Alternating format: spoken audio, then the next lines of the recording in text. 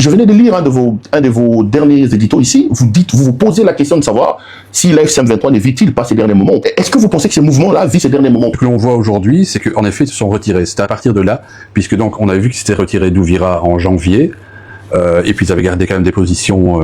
Sanguin notamment. Oui. Voilà, notamment. Luvungi, des choses comme ça. Et là, on voit de nouveau qu'ils se sont retirés de 40, 50 km, je ne sais pas, donc ça doit représenter donc les positions qu'ils occupaient avant le 4 décembre, c'est-à-dire avant la fameuse signature de cet accord à Washington entre le Rwanda et le Congo. Et donc ça, on sait que c'est une pression américaine. La problématique, c'est que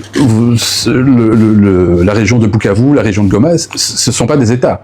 Hein, on est d'accord, c'est une zone qui est contrôlée, mais la FCM23, c'est pas un gouvernement. La FCM23, c'est un mouvement militaire, c'est un mouvement révolutionnaire, on peut donner tous les termes, tous les adjectifs, mais ce n'est pas eux qui vont, à long terme, gérer une partie du Congo. On va pas aller vers une balkanisation, ou que sais-je, ça va pas.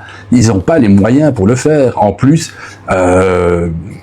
ils n'ont pas nécessairement l'adhésion de tout le public qui est dans cette zone-là, non plus. Donc, c'est quand même important. Je le dis dans mon article. Ah ouais, j'ai vu. Donc, parmi les raisons, vous dites qu'aujourd'hui, ils n'ont pas une grande adhésion. La population, voilà, donc, si vous êtes l'image du Rwanda derrière eux qui colle un peu à ces mouvements fait mal au pays. Mais bien sûr, et en ça, je dirais que le travail de M. Mouyaya est absolument, cyniquement, je dirais, remarquable, puisque, évidemment, il distille tout le temps la même chose. Donc, c'est-à-dire, ce sont les Rwandais, ce sont les Rwandais, ce sont les Rwandais. Donc, pour une partie de la population congolaise qui voit ces gens arriver, ce sont toujours des Rwandais. Donc, déjà, c'est pas un mouvement qui va fédérer naturellement, et en plus, vous avez quand même pas mal de désordres qui sont encore créés là. Donc, vous avez des Wazalendo qui sont là aussi. Donc, l'instabilité, elle est toujours là dans certaines zones. Et donc, c'est en ça que je dis qu'ils n'auront pas une adhésion totale. On voit pas un peuple uni se lever et dire nous sommes à FC M23. Donc en clair, ils n'ont plus une longue vie, hein.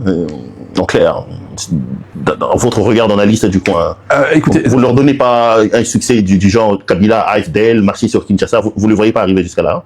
Je ne vais pas aller jusque Kinshasa, mais je ne pense pas non plus que c'est leur objectif, sincèrement. Voilà, bande de Konanga Congolais. Est-ce que AFC M23 connaît Nanga? Mission et Sili. Rêve, Koufi. Est-ce que makanisi oyo batiaki ba Congolais noto ya kwene ko isa venir sekina Kinshasa isuki nanzela? Est-ce que ça ndenge nini? Oui ndeko na ngai. Kotala na miso tolo bake AFC M23 ba kuboto wa sasa Sili. Nini eleki nini salami? Est-ce que incompréhension entre bango ou bien zakaka stratégie ya Félix Tshisekedi? Bon, quelque part cause de la stratégie ya Félix Tshisekedi parce que depuis Félix Tshisekedi est américain, bah tout fait avancement ya AFC. Voilà, souka ko zala ndenge ni. Est-ce que FARDC ba ko mati Goma ba ko bingana bananga souka ko zala ndenge.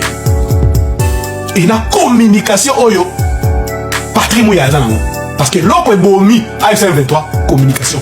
Pona ko bunda na IDPS. Pona ko bunda